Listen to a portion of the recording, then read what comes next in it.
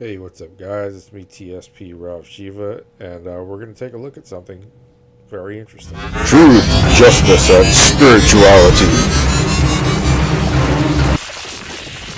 So, I'm sure you guys have all heard now that David Wilcock, who was one of the ancient aliens hosts, he also is a paranormal writer. The guy's been doing a lot of really cool stuff over the years. I've watched him, and I've been very intrigued with a lot of the stuff that he's been doing.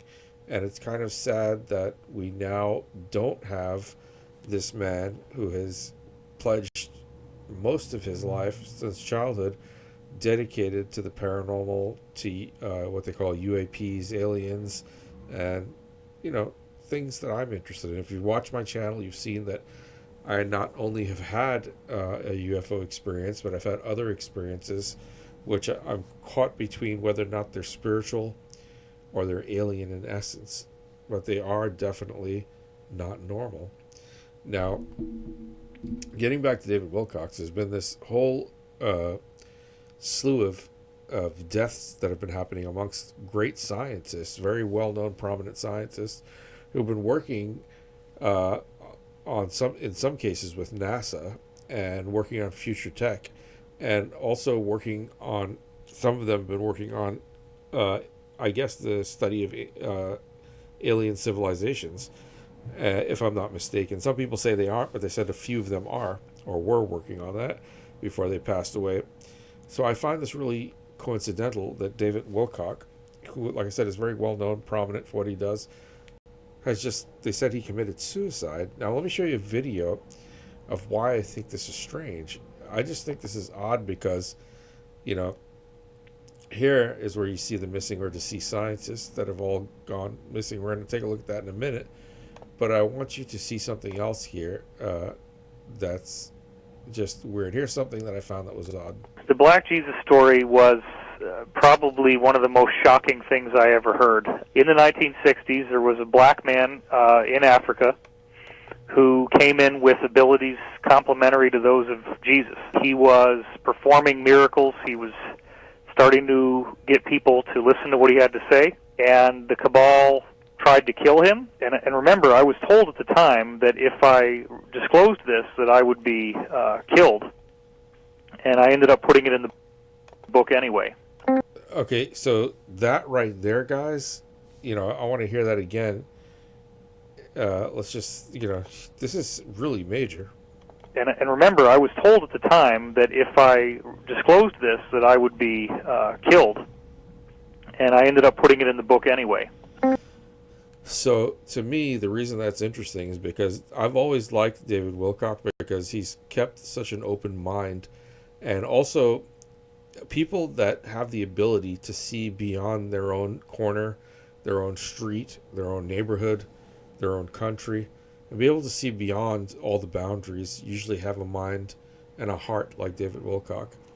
And for him to state and come out and talk about this gentleman, this black gentleman that he was talking about, saying that there are stories about him having similar abilities like Christ, is very profound. I would say it's extremely brave, knowing that he was under threat for it. And this is why I keep saying that racism is a factor. It does happen. Certain people don't want anyone to know that history was filled with people of color. Look at all the shamans. Look at all the ancient cultures of the world. And they try to hide this fact. Everybody today is preaching about yoga and, channeling and chakras and tantra. And where do you think all that stuff comes from? Where do you think all the Egyptian stuff comes from? People seem to bypass this very, very interesting part of humanity. And I'm not saying every white person is like that. That would be really stupid, if I were to generalize like that. But the people who are in charge, for some reason, seem to don't want to give any credit towards anyone and tries to tear anyone down that's not white. They really go after dark-skinned people, especially in Hollywood, especially in the media.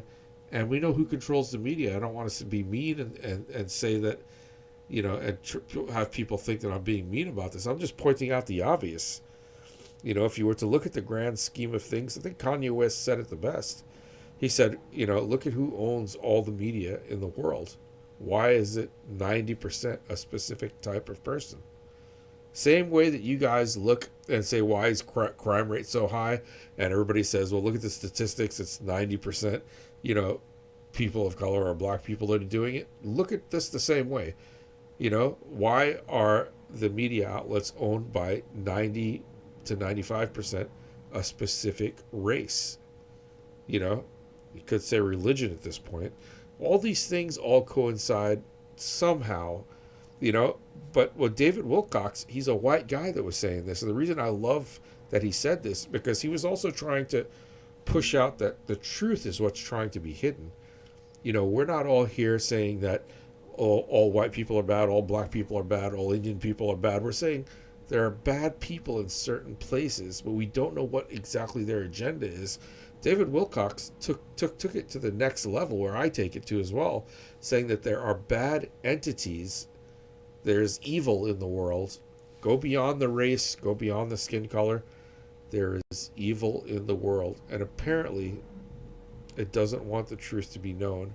And this is what makes me so upset, because you have such a great guy like this to be taken out, in the way that he was. I don't know if they have video footage of any of it, but if they did, it would be interesting to see exactly what happened so we can know if they're telling the truth or not. But let's hear this. Let's check this out for a second. To the mysterious death or disappearance of 11 scientists deepens. And now House Oversight Chair James Comer is worried something shady is happening. Listen.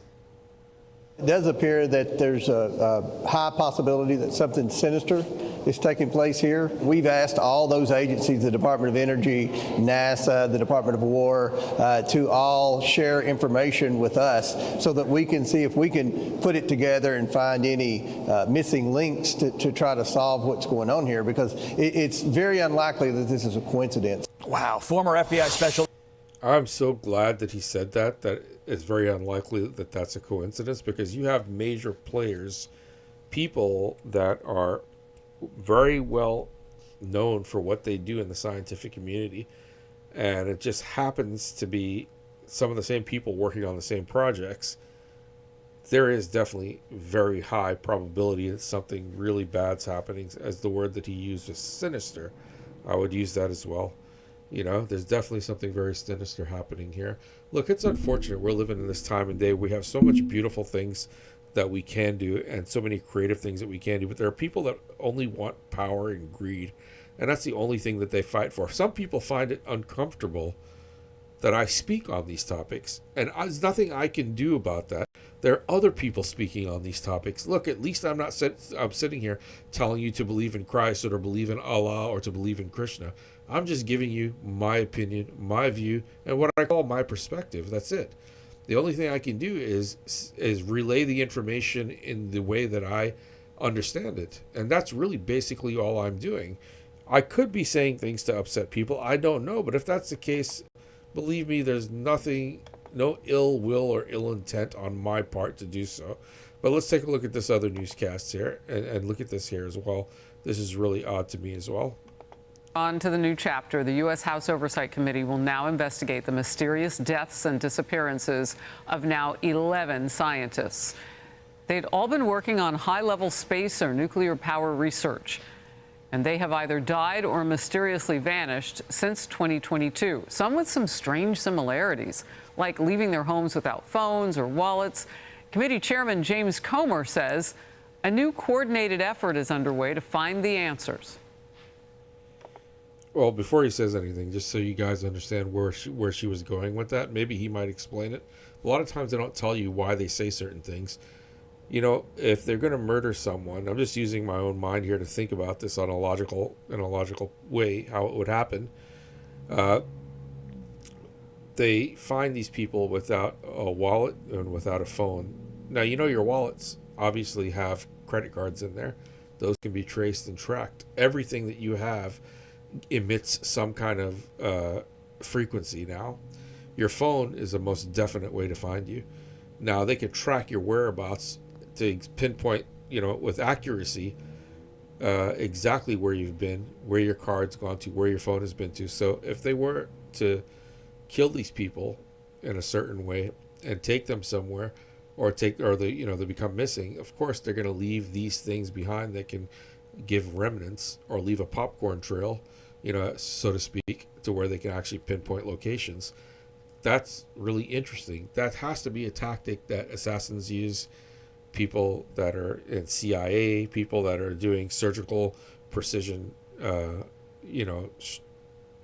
don't want to use the word here, but I already said assassinations, whatever you want to call it.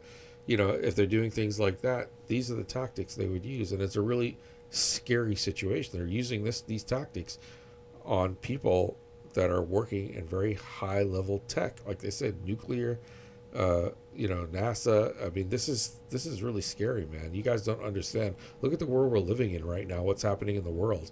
You guys should be looking at the weather and saying, wow, just last week it was 80 degrees. This week it's below zero. It's below freezing. That's what's happening here in the East Coast. I don't know if you guys are getting that, but we're getting 1 minute we're getting snow, the next minute it's bright and sunny. There's something way off, and we're going to get into that in another video, but there is something really weird, really strange going on. This is something that could be very serious. We know there are many countries around the world that would love to have our knowledge and nuclear capabilities, and these are the people that were at the forefront of it, and they're either dead or missing.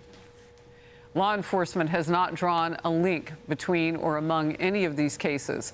However, the mystery is still prompting some fresh questions, like this one from our own Peter Ducey. Do you think it's possible that some foreign spies could be scooping up our scientists to go build something? That would be the most likely explanation for a lot of this, and that's not out of the realm of possibilities. I mean, there's been activity of foreign countries interfering with or bringing over scientists from other countries. Lisa, you looked at me like you were watching a movie. That's what this feels like. It feels like we're living out some sort of sci-fi novel here or movie. We're talking about some of the most advanced scientists tied to national security. So in a large population of people, of course, deaths occur. But when you're talking about this smaller pool of highly specialized individuals in a cluster in such a short period of time, it seems a little bit more unusual.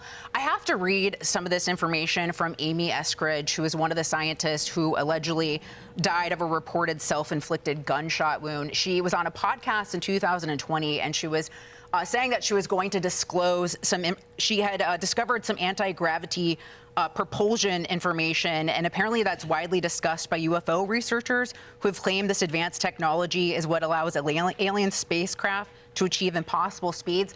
So she had discovered this. She was working on this anti-gravity, novel foundational work regarding anti-gravity. She was talking about how she was being targeted both psychologically and physically as well as a result of this. She was worried about her life. And then, so she hired a British intelligence officer to help her look into some of these threats against her. And then they allege that an unknown suspect fired a directed energy weapon at her, causing burns across her body using powerful microwaves. So when you read that, I mean, it sounds insane. But yes, that's why my face was like that when you had started this show off. Lovely as always, but directed energy weapons have been around for a long time. They've just been really honed now to perfection, to where they can pinpoint with accuracy who they're shooting at. And we all give off a certain frequency, and it's kind of like our signature. It's something that they can actually detect, and if they want, they can do so many things to you now. That's why they were talking about this 5G network that was set up around the globe, and they're moving into other tech as well, not just 5G, but they're creating some kind of grid system around the world where they're going to be able to, or they're already doing it. They're already, with, precise accuracy, being able to target anyone that they want, whether it be in the cyber world or the real world or both. This is what's happening. What this scientist that she was talking about was saying was that having that, these threats looming around because of her going to disclose all this information, about things that a lot of the people that are called whistleblowers are really altruistic in nature. They want everybody to know what's going on if they feel that something is extremely valid and important for the well-being of us all of us. And I think that this scientist she has been speaking about or mentioned here had probably the same urge, that altruistic urge to help people. And she did say that she was being under threat. She hired an intelligence officer. It's like these people can only do so much, but when the powers that be make a decision and they put their foot down, they usually get what they want. And we're living in such scary times. I don't know what you guys believe in. I don't know if you believe in God, if you're atheists. I don't know what the belief is, but I know that we all have something in common. It doesn't matter which stance you take, is that we all want to see a future. And we all want to know that the people that are going to be running our future are good people at heart, and they have our interests in mind. Now, the scary part is what she just said earlier, that seems like a sci-fi movie. Do you think the possibility, like John Wilcock had always said, and many other people in this field have said, including David Icke and others who people deemed as crazy and insane, isn't it strange how all the things that we said as children growing up, we were told was impossible, are all possible now? We have all the stuff that we saw, just about everything we saw in the movies in our childhood. We have the phones, the video conferencing, the video talk. We have almost all of it. We have a space force. We have space stations. We're moving towards Mars. We have some sort of time travel now, and this has been proven through the use of non-locality, one of the ideas that they have, and this is in physics. And there's many other, even telepathy and so many different things that they would put into the paranormal genre, and they're finding out through technology there's definitely a link, a relationship with the idea of something that is untouchable, unseeable, unfathomable by the senses. Only our minds can barely get an inkling that there's something else that exists alongside of us. The latest breakthroughs in physics say that does happen, and they use different theories to try and prove this.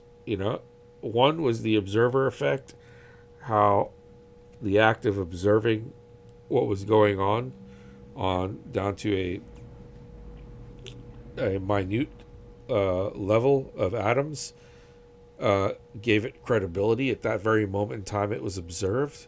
Now, this is very interesting that we have the ability to assess this, to observe it, right? But we observe it indirectly, which is really odd. So when people say that they don't believe in certain things, like that you're not able to prove with science, but you have to understand the observer that's doing the observation of that science is the one thing that we cannot prove either. It's the consciousness. Which scientist do you know can say that we know exactly where the consciousness is and we know what it is? Not one scientist can say that, but yet it is that same consciousness is what's doing the observing and the witnessing for everything in science. So that, to me, just that idea alone puts the consciousness, the intelligence of it, higher than any science that we have here right now on Earth. So there is so many things that aren't being spoken about deliberately, and I just don't know why that they really haven't allowed us to speculate without calling people names, labeling people. And you see that so much in social media now, and they want to fact check everyone, that we find out so many times that the people who are lying the most to us is the government, or the people that supposedly have control of all the information. They're the ones making the biggest lies. How do we find out? We find out with people that sacrifice their lives. You have whistleblowers, right? Like Snowden. Edward Snowden. You had so many whistleblowers along the line, and David Wilcock was definitely a whistleblower. Now, what she was talking about earlier, before we go any further, she was talking about the anti-gravity. That was mentioned before by Bob Lazar. If you guys don't know who Bob Lazar is one of the most interesting people. I remember him when I was a kid coming out and talking about the stuff on the news, and saying that he worked at Area 51, and they tried to disprove him and discredit him. And lo and behold, the guy was, everything he talked about, he spoke about an element 115. We found out that an element 115 does actually exist. What does that tell you? If an element 115 does exist, then everything that he was saying before was correct. This is Bob Lazar here. This is how I remember him when he was younger here, when he first came out. He was on Joe Rogan's podcast, as you can see here. Well, that was not him on Joe Rogan's podcast, but that was Joe Rogan. But he has a movie now that has come out. I think this is it here, Weaponized, maybe. Bob Lazar abducted. So some interesting news that's coming out, and he got so much stuff from people that he said that would be considered like men in black, making threats to him when he first came out to the public. And I think this was like in the late 80s when he came out, mid to late 80s when he came out and said that, everything that he did, and had the toughest time because of it. But there is an interesting connection between him and the research they're doing in anti-gravity now, because that element 115 was supposed to have some process in the action of anti-gravity. But let's go here again. I just want to show you something funny really fast. So this is not funny, obviously, but David Wilcock, the reason I liked him so much, he had a sense of humor. I always compared him to these guys, Dana Carvey and David Spade. He always reminded me of them for some reason. I just always really enjoyed watching him. And he also reminded me of Don Knotts. He had this really weird, quirky, odd way about him and the way he expressed himself. And I always respected that as a person that has been performing all my life as well, and also, hosting my own shows and did stand-up comedy for a while. I love people that have a good spirit, and it seemed like he really did have a good spirit, and my condolences to him and the family and friends. And I just wish that they would find out what's going on and what's happening, and they can do something to stop it from happening, stop these lives from being taken. But let's listen to some of the stuff that David Wilcock actually said. Center of mind to the farthest reaches of the known and unknown universe and beyond. Walking through the steps to embrace this process is living the life you were promised by the great ancient masters. You cannot necessarily see that which is everywhere and every when, and yet, since it is all there is, the answers are staring at you from every direction. To respect and appreciate the manifest and unmanifest aspects of being is to internalize this great truth and to become it. See, this is kind of hypnotic language, and so I'm bringing out stuff that comes from that deep layer of trance that then harmonizes us with that layer so we can experience what that consciousness is really like. It's a little paradoxical and poetic, but it actually helps you get into this hypnotic state. It's very beautiful. There can never be enough time to explore these mysteries of the universe. Your Christ self is an endless, boundless source of love, hope, and rejuvenation. Your own efforts to rise to the occasion have fundamentally transformed you in ways you barely can comprehend. I wouldn't liken it to an ending, but rather an entirely new beginning, replete with the understandings that only the most diligent seekers can appreciate. Opening your heart to the glory of that which is, you effectively transmute the negativity and restore equilibrium within your own life. It's beautiful. I don't remember writing this. I mean, honestly, I didn't write this. This is just stuff that, it's like I'm reading it for the first time. It's really intense because I just... Just to let you know, this is 3 days before supposedly he took his own life. So you have to ask yourself, why would a guy take his own life after saying so many beautiful, almost all of his podcasts, he would interject these really universally beautiful concepts, you know? And he had so much understanding of the spiritual aspect. I guess he really appreciated Christ like I do as well. You know, I'm a very big fan of Christ for the knowledge and the wisdom that he gave to us that was, you know, timeless in essence. No matter what age you're in, his words echo through time with a certain amount of power and validity to it that you just can't deny, you know?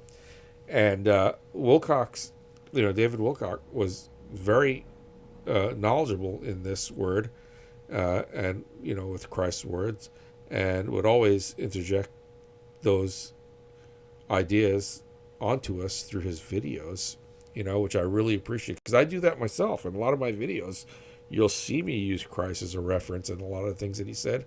And he was like me as well, in the sense that you used not just Christ, but other great beings in the past that have contributed to the growth of humanity in a spiritual manner. You know, and I find that to be one of the greatest aspects. I don't know everything about him. I don't want to, but there are people that want to go and dig into everyone's life and to find out every nook and cranny of and then they'll pick something and try to scar that person for life. Those people, to me, are the most worst people on the planet. You know, life is something that you're just passing through.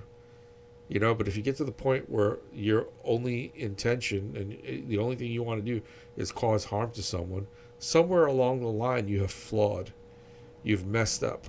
You know, if you've gotten to that point, I can understand in certain situations, of course, you're going to feel that pain and that anger and that frustration. But if you truly are someone of light, you can look past all these things and see that we're all going to go to the same exact ending and outcome eventually. Unfortunately, David Wilcock's left us way too early, and I wish that that never happened. I pray that God brings more peace onto the earth and try to get people to understand that life is not something you just throw away, not something you just take for granted, and especially you don't harm other humans, and especially animals. I don't eat animals. I don't tell anybody that they shouldn't, but that's how far I take life preservation, is that I don't even want to have animals harmed just because I'm hungry. So I'll leave you guys with that.